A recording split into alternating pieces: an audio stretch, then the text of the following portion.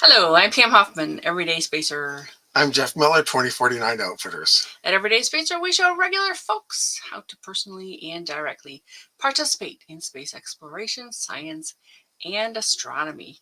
We're here on Friday nights at 9 p.m. Pacific Time, 12 midnight Eastern Time, and 5 a.m. on Saturday in Germany. We're broadcasting live from Thousand Oaks, California. Tonight's episode, we're doing another profile of Robert Goddard. We'll be back in 8.3 seconds.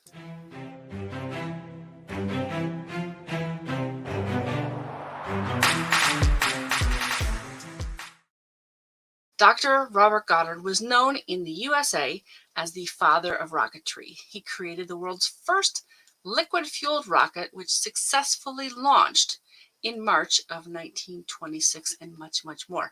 Jeff, tell us about what you learned about Robert Goddard this week. Okay. First off, two things. He's known as the father of the modern rockets, but I almost think of him as the grandfather of the modern rockets because he wasn't actually involved much in the U.S. space program directly, but people were using his work to do it because that was prior to. I mean, he patented liquid fueled rockets and hi, hey Cliff. Hi Cliff, welcome. Thanks for joining us. Was that 1919? No, 1914. 1914. He patented not only liquid fueled rockets, but multi-stage rockets. No kidding. Okay. In fact, down there's a whole paragraph. I have to find it again. I'll do that here, where they list a whole bunch of things that our space program uses. Yeah. That he wrote about, patented, etc., long before we even had a space program. Yeah, you were telling me that the patents were actually expired by the time they were widely used in the world, really, right? Patented 1914.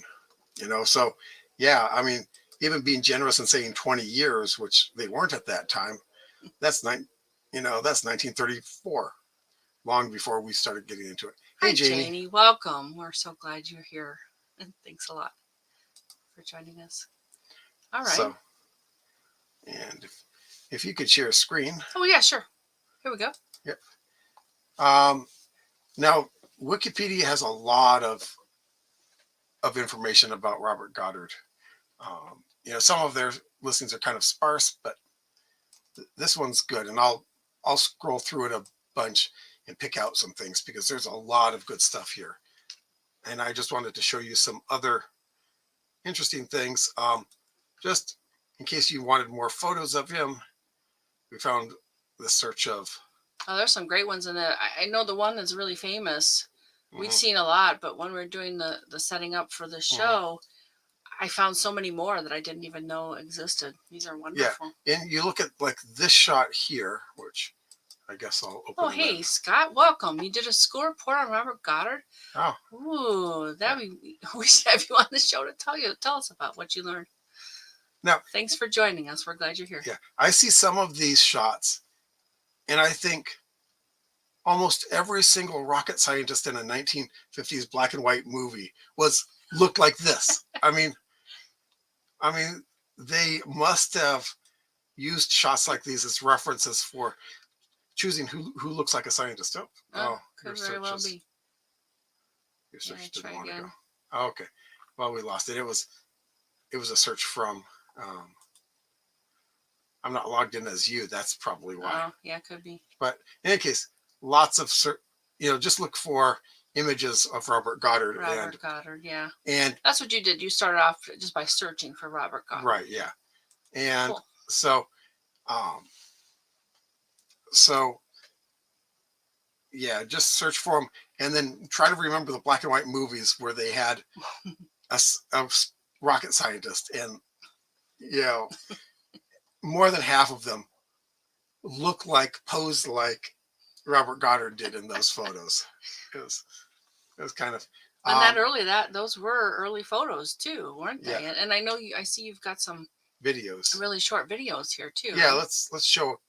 I have two down here. So which one do you want? Just the first one up there. Right here. Yeah. Alrighty. Yeah, let's just see it. Does it have sound or no? I don't think so. So this is just These are amazing to me. his early rocket tests. And you notice you light it and run. Here's another one. This is The his fidelity for something that's this old. right. These are so good. Yeah. And this is his launch stand. And Oops. there's a launch that doesn't go so well. If you notice, it's really close to a tree. That one's also really close to a tree. That might have been a mistake. In fact, it's looking like that was a I mistake. see some flames. There's the tree without very much on it anymore. I think this is the one that actually lifts off, isn't it? Yes. Yeah, look at that. That's amazing. Oops. Now we got to put out the fires. Lots of learning. Well, and you know, they might not have known. I mean, really, if you think about it, that looks like it's it. Yeah. Let's show the other one. Oh, you want the other video? Sure. They're All both right. about the same. So let's just. Okay. show. Oh, interesting. Okay. Okay. All right. Development of atmospheric sounding rockets. Wow. This is how he sold his rockets because no one was thinking about going into space at the time. But he used a gyroscope for keeping it straight. Yes. He pretty much invented that. Wow. Okay. Yeah. So. Yeah, lots of innovation, lots of understanding, and way before his time. Yeah, because he came up with the idea of doing it while they were creating gyroscopes that were actually capable of doing it. Wow. Oh, that looks like one right there. Yeah. So his idea was simultaneous with being able to make gyroscopes that look at that. That were stronger than just a toy. Okay. Oh, this is so neat. Oh, that's quite advanced now. Look at that. Yeah, that's one of his later towers. Structure around it. It actually looks very modern. And when do you think these were shot, these videos? I don't know. They didn't say. Okay. I found these on YouTube, folks, so you might be able to find more. I just found these two that weren't too terribly long. Gosh, these could have been taken like the past few years. Yeah, it looks like guys from Rocket Research Society out in the desert. Yes. And this probably was in the desert because he moved to Roswell, New Mexico. Okay, because I know the first ones were in Massachusetts, right? Yeah, on his aunt's farm. Okay. Which is why there were burnables. Yes. Wow, this is really amazing. I would love to know when these are. I wish he had put some dates in these. Yeah. This one's pretty long. Yeah. But this is high-tech loading of a rocket. Yeah, and I don't think it's that much different for amateur rocket people even. Right. I think they're a little bit different, a little bit more involved, but 1,000-foot shelter. Okay, all right. So he got smarter than his first. Oh my, it's just a little shack. Okay. A wood.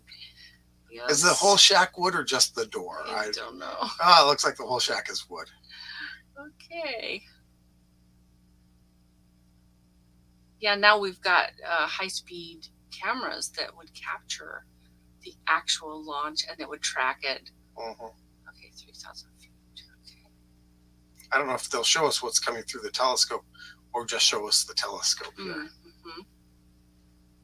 Close-up recording, showing the flight record. All right. Oh, that's neat. Huh. Yeah, it's a scrolling graph to show. Speed attained after several seconds. So, Scott, I'm wondering if you got a chance to see these before, and what you might remember from a report you wrote. From the report you wrote. I don't know if they had these on YouTube back when he was in school. Not saying you're old, Scott, but if you're our age, there wasn't a YouTube. No, there wasn't.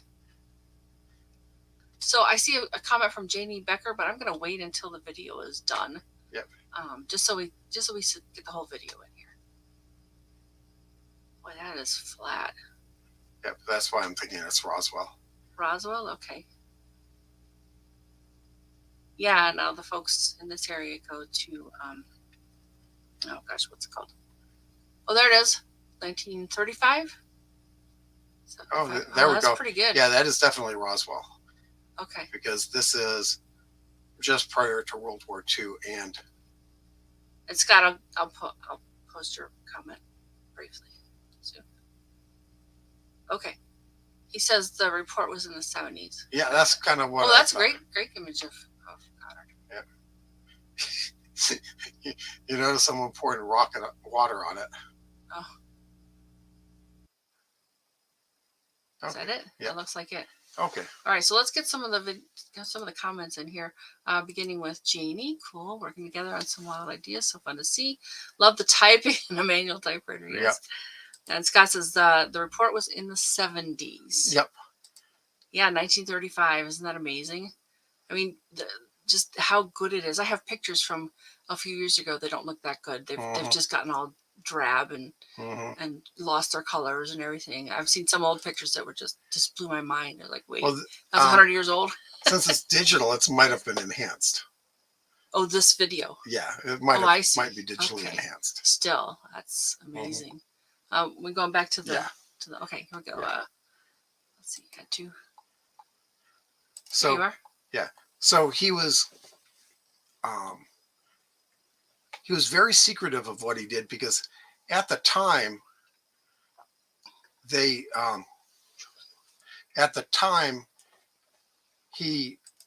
no one believed in rocketry. Oh yes, right. I mean, the other professors at Clark University, where he was teaching, thought that rocketry was just a toy. You know, it wasn't an intellectual thing. It was building things, which not very academic. Yes, which academics didn't do. And they still don't, I think. So after catching a lot of flack, it made him be a bit secretive about it, which is not very scientific, but he, that's understandable. Yeah. And then he started working for the military, and he definitely didn't talk about things then. Yes. In fact, he was really upset when a major talked about the rockets that they were doing. He actually wrote a published report about it, and Goddard was really upset about, this is military work. You're not supposed to talk about it. And so that's why I think not very many people know about him. In fact, I think it was Sutter who was working with German. Bohr. Yeah. No, not Bohr. No, von Braun. Von Braun. Okay, Sutter. One brain between the two of us sometimes. So Sutter was essentially the American working with the German team, von Braun's German team. I don't know the name Sutter. Okay. And von Braun showed him some of, after they built the first rockets for the, for our space program, showed him some of Goddard's work. And Sutter said, if we'd have seen this, we'd have been done 10 years sooner. Oh. Thing is that von Braun had those papers from when he was in Germany. So Goddard's work was shared around, right, in other places, possibly more prevalently than here in the United States. Yeah, in the U.S., they didn't care about anything except for atmospheric sounding rockets. Okay. And one other military application, which is what he actually worked on, the JATO rockets. No, which I've heard of that. Is they would use rockets. They would strap rockets onto airplanes to launch, heavy airplanes to launch them off of aircraft carriers. And that's what he worked on. Oh. He also worked briefly on what became the bazooka. Okay. Basically, a tube-fired man-portable rocket. Yeah. Wow. He didn't actually create the bazooka, but at the end of World War I, he created the precursor to it. And the only reason why he didn't go on to create it is because World War I stopped, and they weren't interested in creating that weapon anymore. Okay. But when World War II came around, someone else took that idea and rolled with it Hmm. and created the bazooka and created the tank killer out of it. So he's got his tendrils in a lot of different places. Yeah, We just don't know much about it. Yeah, and that's just it. So good. He We're doing a profile on it for. Yeah. Oh, Jamie Becker goes bazooka bubblegum, and I don't think so. No. But that may be where the bubblegum got its name. I mean, it obviously would have been popular back then. Yep. But that's the company name, right? Bazooka, or yeah. But yeah, it's the. I don't know which got its name from what, because bazooka might not be the actual name for the rocket. Might be a nickname given to it, like Jeep. Yeah. A Jeep came a lot of from things. Tissue. Kleenex is tissue when it's all kinds of brands, but Kleenex got the name. Jeep got its name from JP, General Purpose Vehicle. Okay. And so they would call it a Jeep because it was faster than saying JP. Oh, I see. A lot of things get mushed together like that. Right. So, Oops, you want me to show? Yeah. All righty, here you go. So he his work was actually predated by Konstantin Tsiolkovsky. Yeah, that name. Yeah. This guy, Russian, who actually published 10 years before Goddard. Yeah, I totally have heard of him though. Yeah, but there's no evidence that Goddard even knew about that. So independently, he also had. Yeah, and then this French guy basically independently came up with the rocket equations. Okay. At the same time, roughly the same time as Goddard. That happens a lot of times. About a year after. But of course, nowadays we can all talk to each other. Back then, they weren't as. Yeah, it had to get published, had to get transported. Or letters written back and forth. Yeah. Oberth, who was the German behind the rockets, actually read Goddard's work and and basically that's what gave him his leg up. Okay. And got him. He used that. Now he also was interested in space flight. Okay. But wanted rockets, and like von Braun, they built war rockets simply to develop the technology for space flight. Yeah, von Braun was more interested in space exploration than actual rocket, missiles. Yeah. Some fantastic video. Yes, I think so too, Cliff. Glad you got to see those. Yeah. And hopefully you're not that far behind us. Yikes, I know it's a delay. But so now Goddard was always interested in space travel. Okay. In fact, in somewhere it says here, but in 1899, when he was 17 years old, after having read War of the Worlds, H.G. Wells's War of the Worlds, he was looking up in the sky and decided that we needed to get into space. Yeah. And I can agree with that. For the rest of his life, he celebrated October 19th as the anniversary of his commitment to go into space. I like it. When he was 17 years old. So that's, so if, we had a thing where we were talking about space holidays. Holidays, maybe October 19th. I could see that as being a pretty good one. Yeah. So, very cool. Yeah. Early childhood experiments in the 1880s.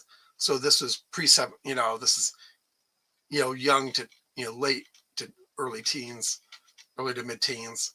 He started working on electrical stuff because electrification of the country happened. That was the big wow. Did they talk about were his parents very supportive of this? Did he have another relative who was kind of involved, or? Well, he was always a mechanically minded because his family is, for generations have been machinist types. Oh, no kidding. Okay. So that's where, and so, yes, well, and like I mentioned, that first video of his early space launches were on his aunt's farm. I mean, that's, Oh, yeah. But. So lots of family support. That's good. Right. Yeah. Lots of family support. And he was back on the farm because he got tuberculosis and had to quit teaching. Oh no. And that gave him time. In fact, one of his nurses found his papers from when he was teaching, that he wrote a bunch of these papers. Mm-hmm. And like I said, he patented it in 1914. But Really... one of the nurses found him, and he said, I have to live so I can work on this. Yeah, this won't get done if I don't live. So that was, he was very motivated, and getting out, walking, getting fresh air. Mm-hmm. He eventually recovered. Oh wow. Never cured, but he recovered. Because he later relapsed too. Mm. But yeah, it's almost unheard of now. TB, right, especially in developed countries. And so this might also be another reason why he wasn't really out there. Okay.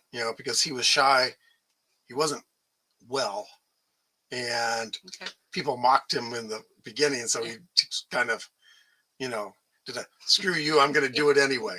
Never mind. Yeah. Don't talk about it anymore. Yeah. Yeah. No, I can understand that. And let me know when you're ready to go back to the. Okay. Yeah. I'm reading now, but people don't need to read along with me. But when he was still a kid, he tried creating. At the age of 16, he was into balloons and tried to create a metal balloon. Oh wow! And he eventually abandoned the project, remarking, "Balloon will not go up. Aluminum is too heavy. Fail your Crown's enterprise." So, then about a year later, decided rockets. All right. And he worked with, solid rockets first, because that's what was known. Okay. But realized that solid rockets did not produce enough thrust. Okay. To do what he needed. Gosh, I wonder what that material would have been then, because the ones that we know of now definitely will lift a rocket. Right. I mean, well, I would imagine starting with black powder. Oh, maybe sugar, a sugar-based rocket. No. Okay. It was black definitely powder. Black powder, and then he used cellulite, or whatever that is, the basically gun cotton. Okay. Whatever the name for that is, and that actually worked pretty well, but it still wasn't enough. And he actually worked out how much rocket you needed to get 1 pound. Okay. Either into what he called infinite altitude, which was basically escape velocity. Escape velocity, okay. Yeah. Interesting. And then he also calculated once, because he wanted to do a showmanship thing, show us getting to the moon. He wanted to send enough flash powder to the moon. He wanted to send flash powder, light it up so that it'd be bright enough to actually see from Earth. Okay. And he actually calculated that it'd take 2.1 tons of rocket to get enough flash powder to be visible. But his equations, even though the Russian created the rocket equation, which was, burning the fuel, he used the calculus. Goddard included gravity and air resistance in his. So his was a much more accurate equation. But he didn't include the rotation of the Earth. Okay. No. That's why we launched from places like Florida, south of the end of Florida, because it's very close to the equator, which you get some push from the rotation of the Earth, actually. Yeah.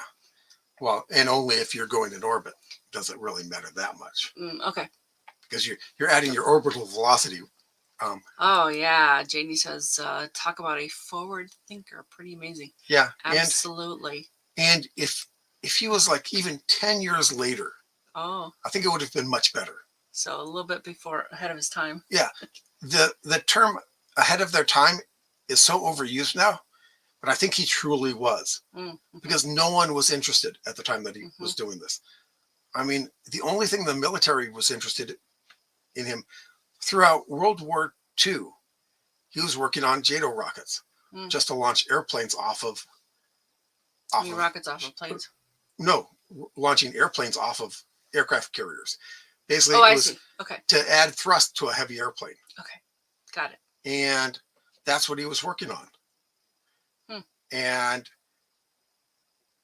And he didn't live long enough. I'm gonna just look up something. Yeah, he died 62. That's very young. Yeah, he died in 1945. Mm-hmm. So before we even started our space program. Yeah. So, he didn't get to see it. But he was, he didn't get to help. He was gone by then. Mm-hmm. But the Germans, but von Braun was a big proponent of his. I mean, von Braun from what I could see, read almost everything he could get his hands on from him. That makes sense. And even and there were some others too. Like he was funded by he couldn't get funding from most places. Universities wouldn't fund him. The sounds like the military did some. The Army just wanted the JATO rockets.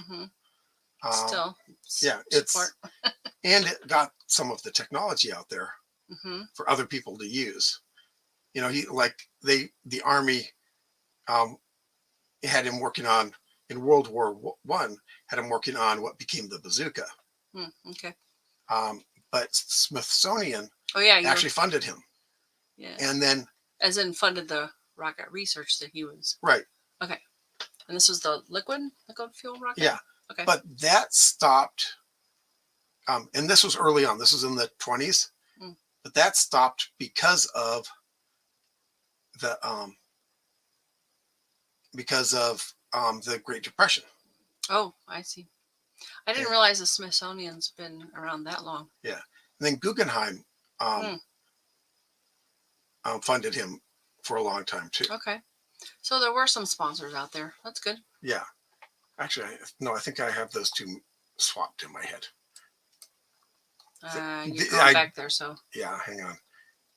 I think I have those two swapped. But in any case, those are the two that, because now that I think about it, it was Guggenheim that stopped during the Depression. Okay. And so Smithsonian then picked up on his stuff. Like afterwards, you think? Okay. Yeah. Right. But there was a big gap in there. But he did the rocket math. His first goal was to build a sounding rocket because he thought you needed to know what the atmosphere was like in order to launch through it. Makes sense. Plus, it was something, but because people were launching weather balloons, so it's something that they were capable of conceiving of doing. Well, not only that, but understanding and comparing that, yes, in fact, we've got the same data from this kind of, especially the farther up you go. Right. That's how they determine stellar distances. They kind of calibrated it based on the previous but version, the method. Yeah, but they were already launching weather balloons, so this was an easier sell. Oh, okay. But 1913 came down with tuberculosis. Foundational patents. His first two landmark patents, but he had a lot more patents than just that. He had 214 patents. 214. Yes, some of which were, my goodness, were applied for posthumously by his wife, but there were still a lot that he published himself. When we were farther back up, it didn't look like she lived much longer than he did. It was the same year, 1945. Oh, let's take a look. Wasn't that right there? Esther Christine Kisk. Yeah. 1945. Same year, yeah. Wow. Yeah.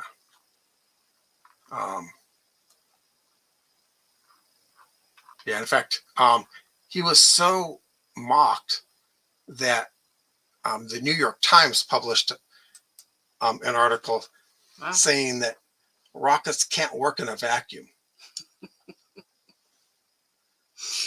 And oh boy. Yeah. And they do. Yeah, because he did publish a paper on, launching into space. And in fact, that's the paper that von Braun had. Oh, So, that's, wow. yeah, That's a damn shame. yeah. But he's the first, he figured out to use the Lavelle nozzles, which Hmm. were off of turbines, steam Okay. turbine engines, Yep. but to funnel the reaction mass, because he knew that going straight out the back, as straight as you can get it out the back, gave you more thrust. Mm. So he did that too, and he was an average efficiency of 40%. Basically, heat to thrust. Okay. And that's he was thinking that he could get up to 50%, but he got up to 40%. Okay.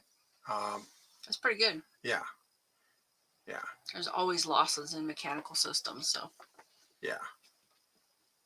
So, okay. So 1916, he tried to get funding from National Geographic, Smithsonian, Mm-hmm. and Aero Club. So they've been around a long time too, National Yeah. Geographic. Cliff Oh. has a comment. Jeep nowadays means just empty every pocket. Yeah. Is that, why is that? Because they need a lot of work. Oh, I see. I thought it was from And the... people's, no. And well, that Okay. maybe that too. Of course, Cliff works on cars, so he'll Yeah. know the answer to that. The paper is a method of reaching extreme altitudes. Okay. And so this is his paper. That sounds Smithsonian like was interested and asked Goddard to elaborate upon his initial inquiry, and he responded with a detailed manuscript he had already prepared. Oh, wow. I love So it. in 1917, Smithsonian agreed to provide Goddard a 5-year grant totaling $5,000. $1,000 a year. In 1917, that was a lot. Yeah. I mean, they didn't do the calculations for what it'd be worth like now. Right. Okay. No. I'd be curious to see. Yeah. Interesting. And Clark University contributed $3,500. Nice. And let him use the physics lab and an abandoned magnetics laboratory that was at the edge of campus, so that boomies wouldn't happen in the middle of campus. Right. And also made parts in their machine shop. So there's a story about JPL that's slightly similar to that. Yeah.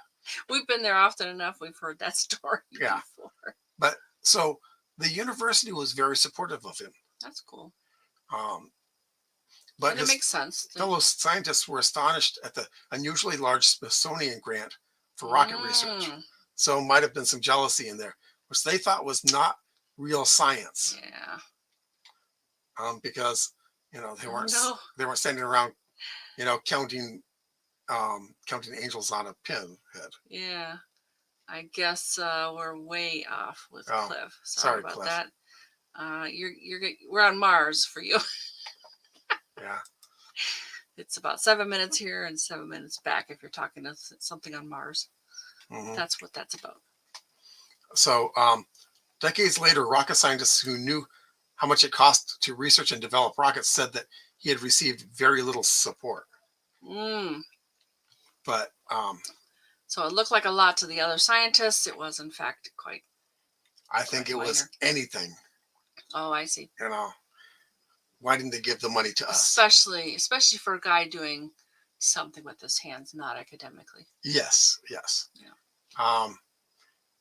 But while at Clark, Goddard did research into solar power using a parabolic dish to concentrate sun's rays on a machined piece of quartz. Wow. That was sprayed with mercury, which heated water and drove an electric generator. Huh. Yeah, he had a lot of inventions, and this is his precursor. This is what he built that ended up becoming a bazooka. This was in 1918. unfortunately, right at the end of World War One. Mm. So they stopped, they stopped funding him for that. Um, but he went back to work for Clark University, and worked As at a Mount professor, Wilson. right? Yeah, and worked at No, Mount Mount Wilson. Wilson. It's out here. Yeah, yeah. So his paper, Method for Reaching Extreme Altitudes, in 1919, he wrote it.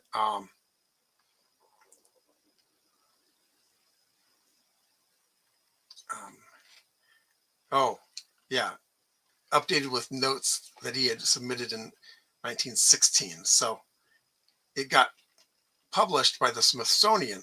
Mm. Oh, he sent it to the Smithsonian in 1916, and they published it in 1919. Mm. To basically, because I think the Smithsonian saw that rockets were a thing for the future. Okay. And so somebody at the Smithsonian was, in fact, a right, visionary. But that kind of makes sense for a place like the Smithsonian, I think. yeah. And so, yeah, nitrocellulose smokeless powder is what he used in his early rockets. Okay. And some of this is repetition of stuff that was up there, and some of this is new stuff, but calculation of minimum mass required to raise 1 pound to an infinite altitude. Just, and that was in his paper.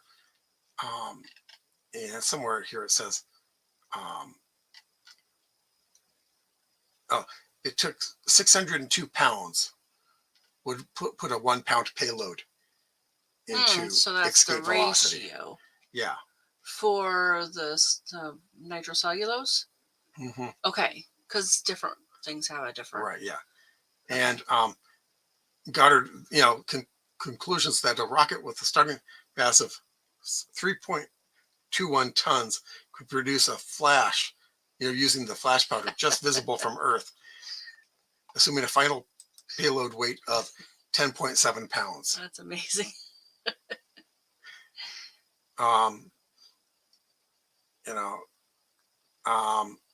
Publicity and criticism.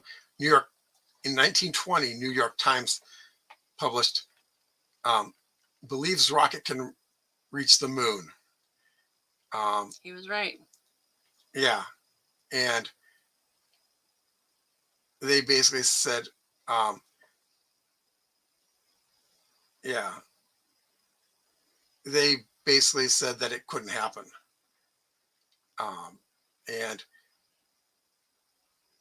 here's the methods of sending rock to the moon. Multi-stage rocket is a practical, therefore promising device. After the rocket quits the air and really starts its longer journey, its flight would be neither accelerated nor maintained by the explosion of the charges it might have left. To claim that it would be so is to deny a fundamental law of dynamics, and only Dr. Einstein and his chosen dozen, so few and fit, are licensed to do that. Of course, Goddard only seemed to lack the knowledge ladled out daily in high schools. Ouch. Yeah. Well, that would have hurt anybody. Yeah. And of course, we all know that thrust is possible in a vacuum. Yes. And so we have empirical evidence of that. Yes. And they, everyone was calling him the Moon Man, that sort of thing. In 1924, he tried to get an article published in Popular Science in which he explained the physics and gave details of the vacuum experiments he had performed to prove his theory. But no matter how he tried to explain his results, he was not understood by the majority. After one of Goddard's experiments, so they just wouldn't publish it. That doesn't sound like popular science, right? Right, yeah, because they thought that it wasn't something that would happen in the near future. Oh, so I guess they had to cater to. Yeah. So then he switched to liquid fuel, and let's see, switching from solid to liquid fuel, this is talking about someone else. Okay.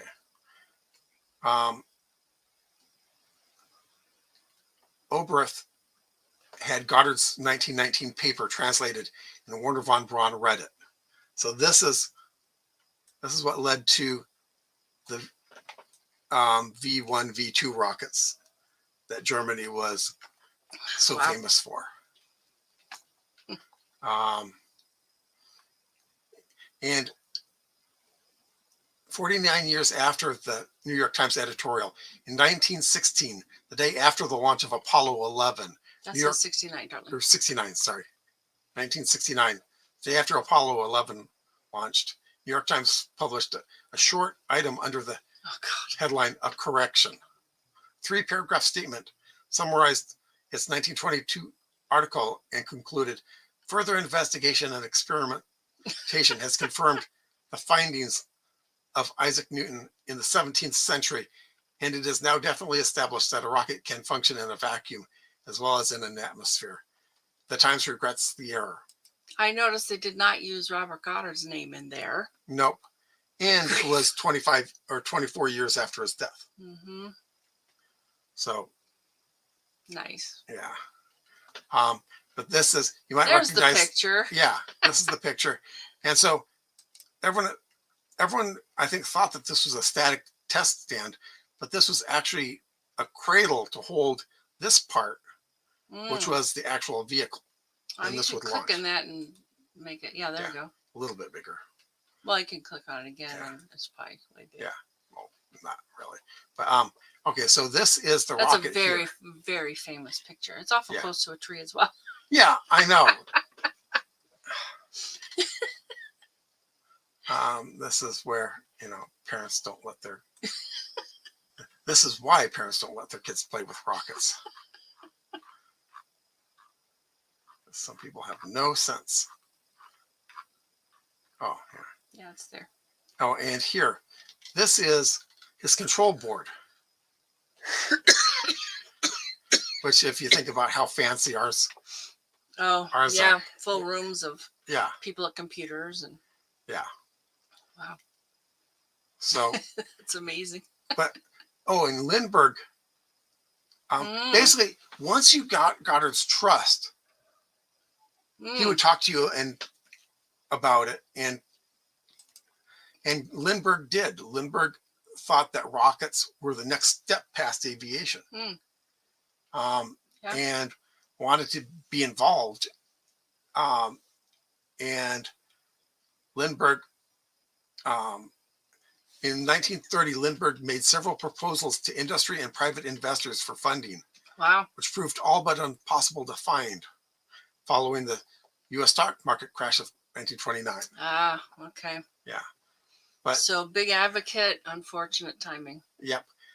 But in the spring of 1930, Lindbergh finally found an ally in the Guggenheim family. If there's a Guggenheim Museum. Oh, yeah. Daniel Guggenheim agreed to fund Goddard's research for the next 4 years for a total of $100,000. Wow, and there they have it, about $2 million today. Yeah. Amazing. Yeah. The Guggenheim family, especially Harry Guggenheim, would continue to support Goddard's work in the years to come. The Goddard soon moved to Roswell, New Mexico. And so this is where New Mexico gets its reputation of being where rockets are, because quite frankly, there's miles and miles of miles and miles. Not much, yeah. Yeah. So not much. It probably would have been eventually a good place for rocket experiments. Anyway. Yeah. But because of the military potential of the rocket, Goddard, Lindbergh, Harry Guggenheim, the Smithsonian Institution, and others tried in 1940, before the U.S. entered World War II, to convince the Army and Navy of its value. Goddard services were offered, but there was no interest initially. Two young imaginative military officers eventually got the services to attempt to contract with Goddard just prior to the war. The Navy beat the Army to the punch and secured his services to build variable thrust liquid-fueled rocket engines for jet-assisted takeoff. Ah, there it is. Which is JATO of the aircraft. And so this is what he spent the rest of his career doing. Mm. Um, Astronaut Buzz Aldrin wrote that his father, Edwin Aldrin Sr., was an early supporter of Robert Goddard. The elder Aldrin was a student of physics under Goddard at Clark and worked with Lindbergh to obtain the help of the Guggenheims. Amazing. So, so Buzz comes into came Mm-hmm. into rocketry. Probably knew. Well, I don't know, when was Buzz Aldrin born? Yeah, I don't know, but probably did know him. Mm-hmm. I mean, would have at least have met him, I think. Mm-hmm. Yeah, we have a friend who knew Albert Einstein. So. Yeah, Buzz believed that if Goddard had received military support, as Werner von Braun's team had enjoyed in Germany, American rocket technology would have developed much more rapidly in World War II. Wow. Pretty basically at all in World War II, because it didn't, aside from the JADOS, we didn't really have rockets and the bazookas, which were perfected. Yeah, the Germans were certainly on board with it. Yeah. Yeah, but von Braun wasn't happy about his work being used for war. Well, he did it. He built the war machines so that he could perfect the rockets for getting into space, which was all he really wanted to do. Yeah.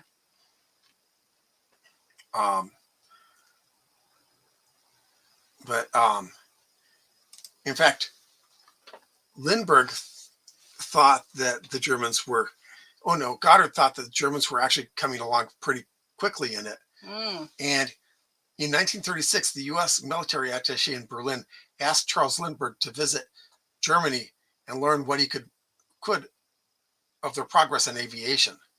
Okay. Although the Luftwaffe showed him their factories and were open concerning their growing air power, because they wanted to brag, they wanted to show how strong they were. They were silent on the subject of rocketry. When Lindbergh told Goddard of this behavior, Goddard said, "Yes, they must have plans for the rocket. When will our own people in Washington listen to reason?" Yep. Yeah. Most of U.S.'s largest universities were also slow to realize rocketry's potential.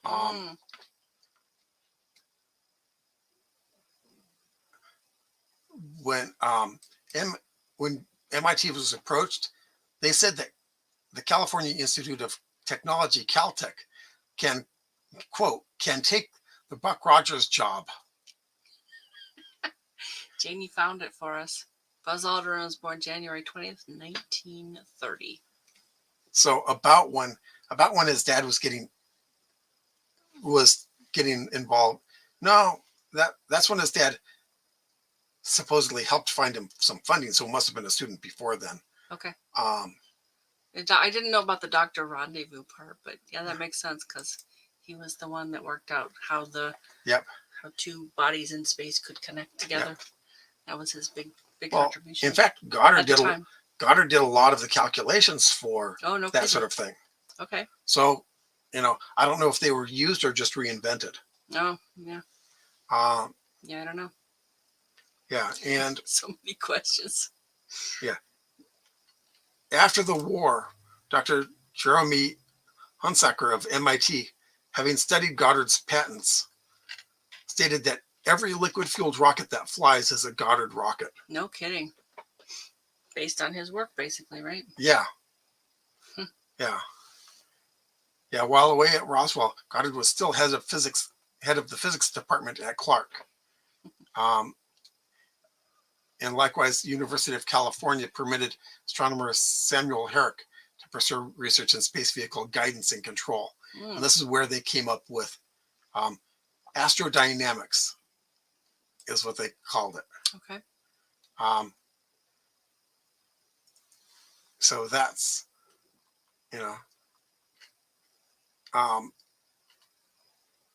they wanted him to move to,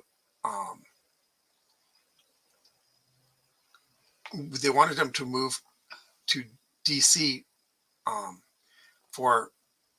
to Delaware to do some more rocket research for the military. Okay. And his wife didn't want him to go because of his health.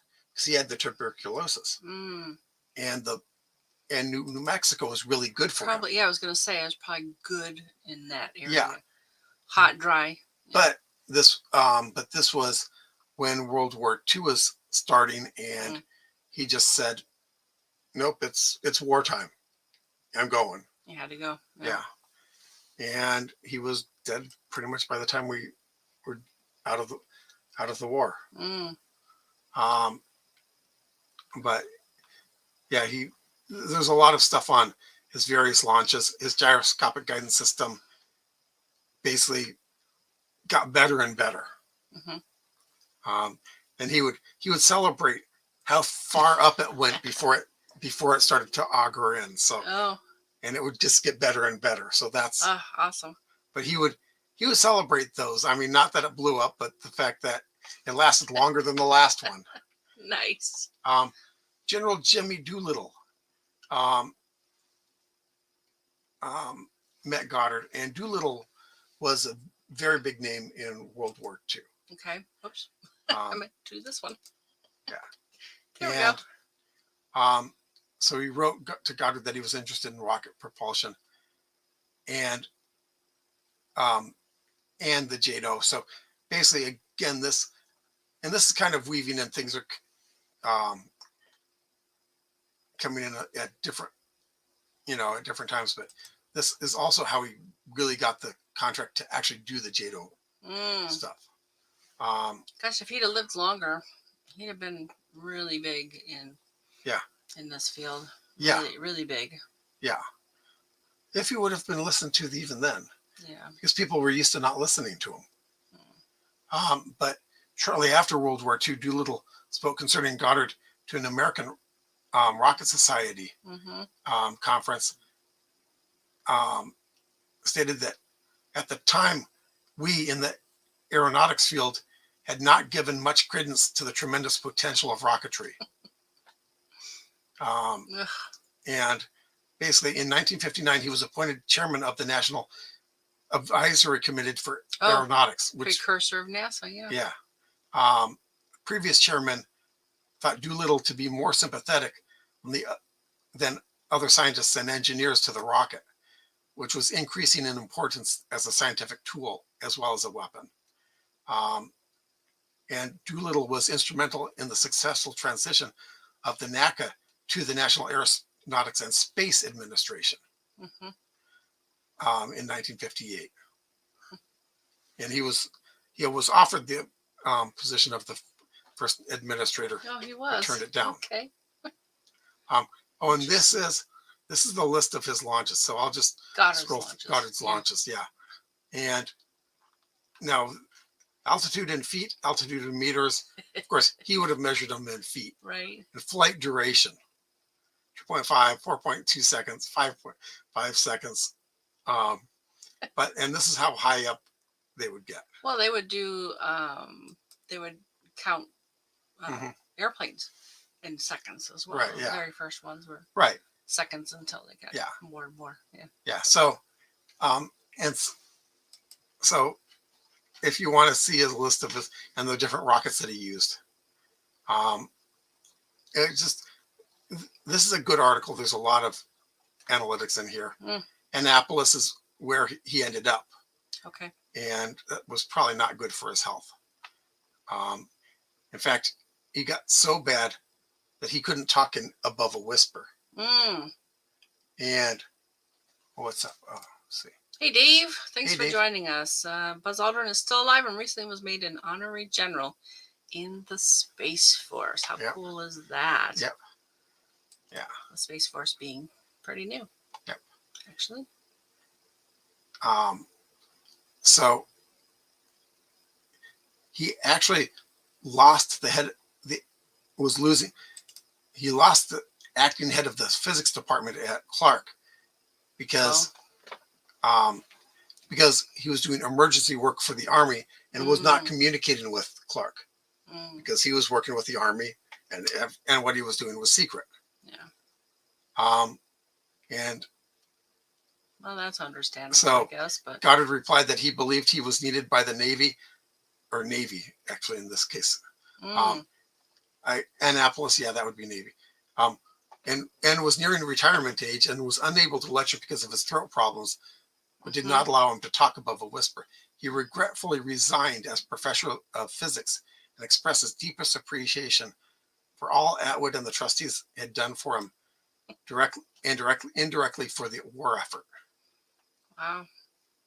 In June, he had gone to see a throat specialist in Baltimore who recommended that he not talk at all to give his throat a rest. Wow.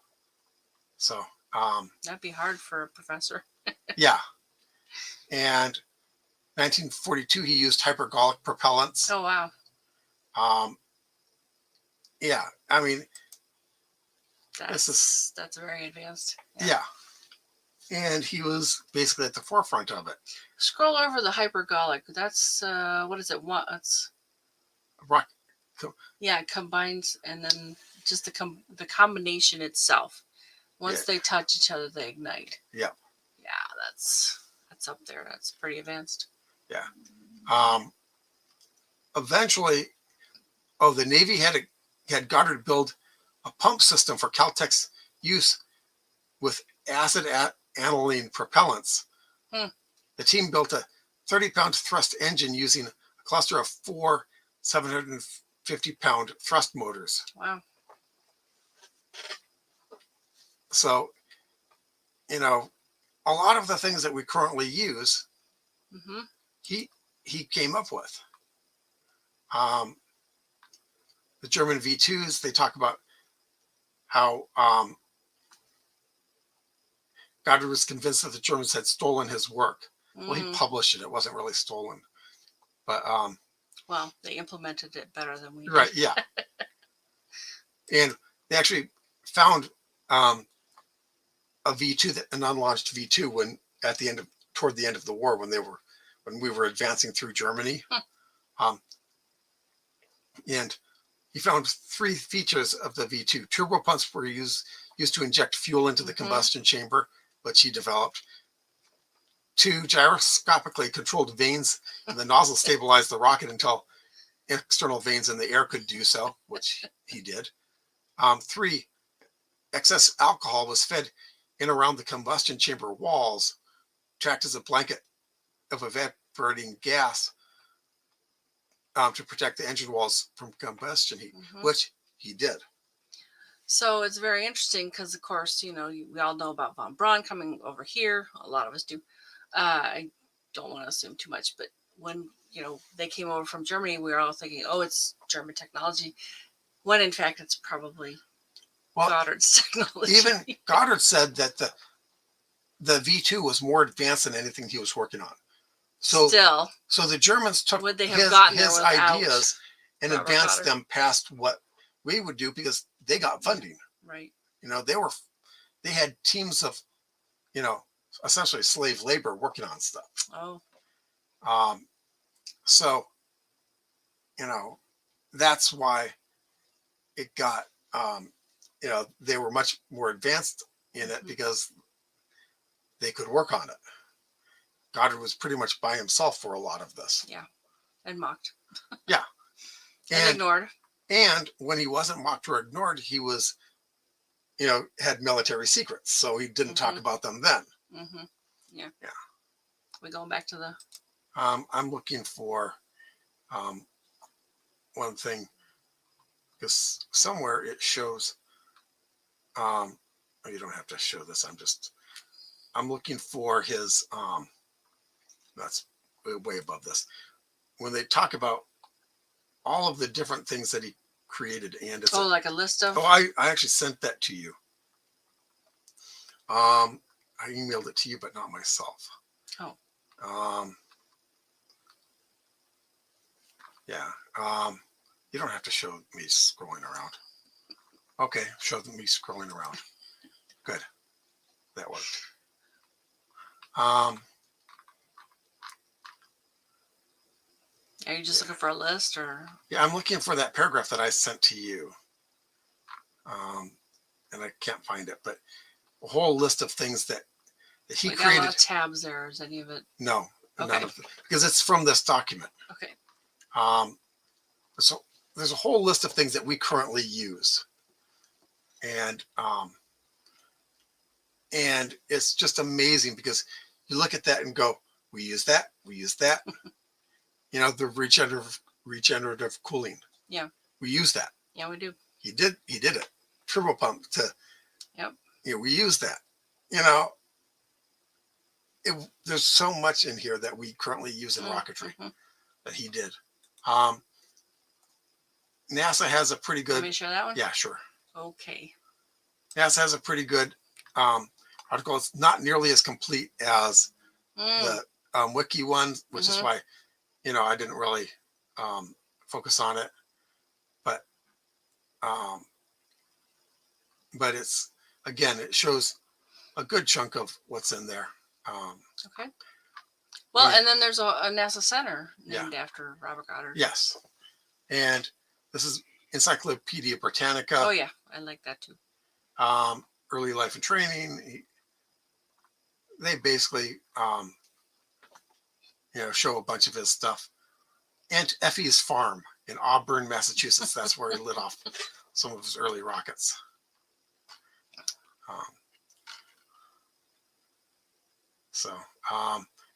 And this is Smithsonian.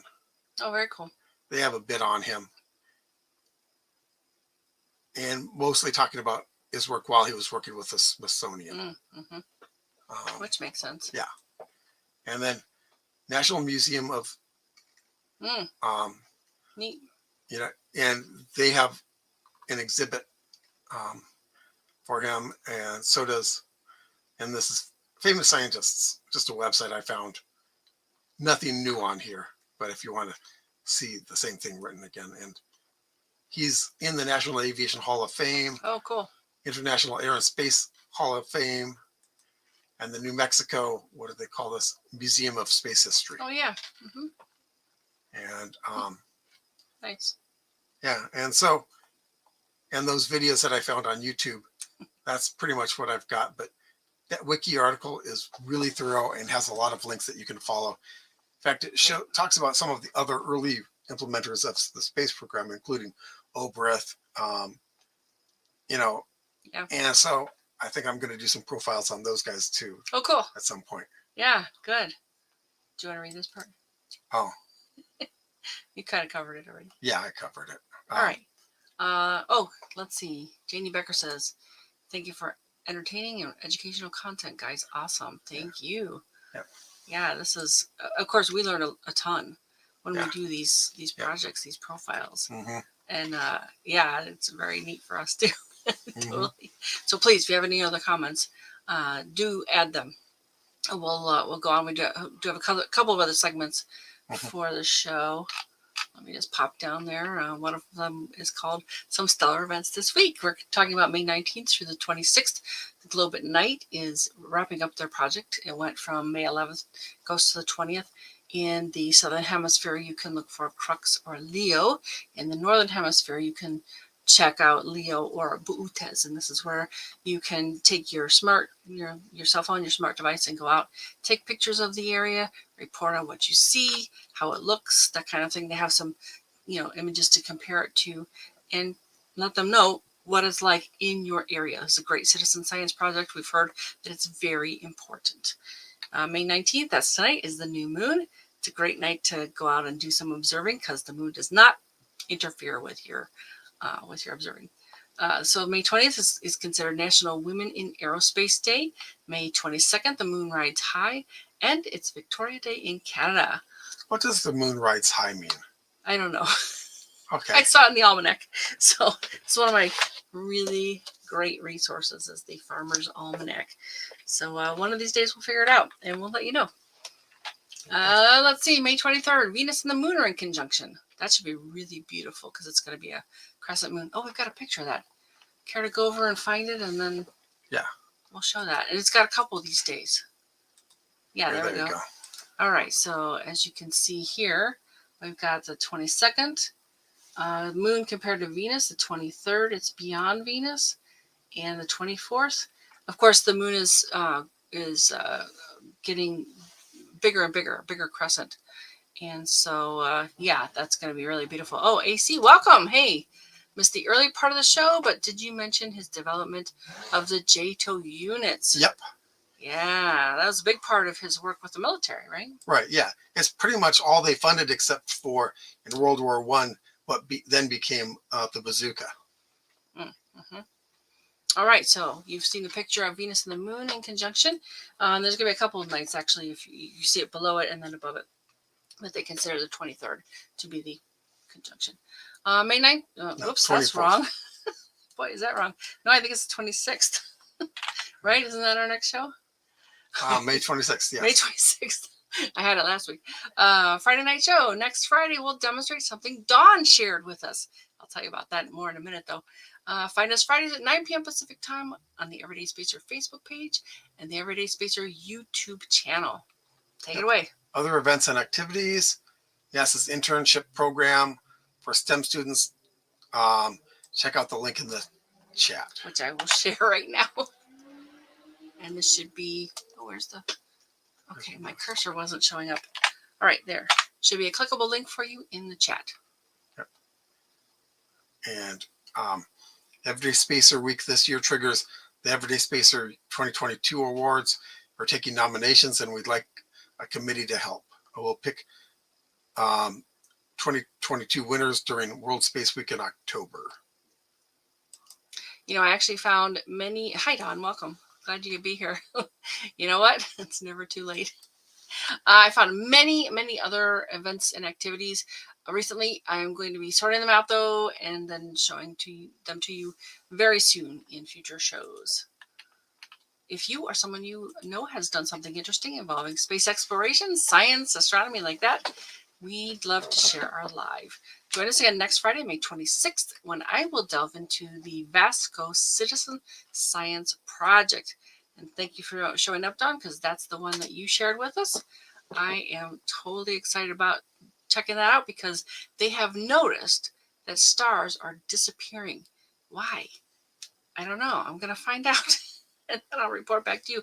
But apparently, this is something you can help with. And I don't know if you folks ever heard of this, but this is how they found things in the early days where they would have two comparators. Yeah, they were basically plate glass with images of stars, and they would do one, and then they'd watch what changed.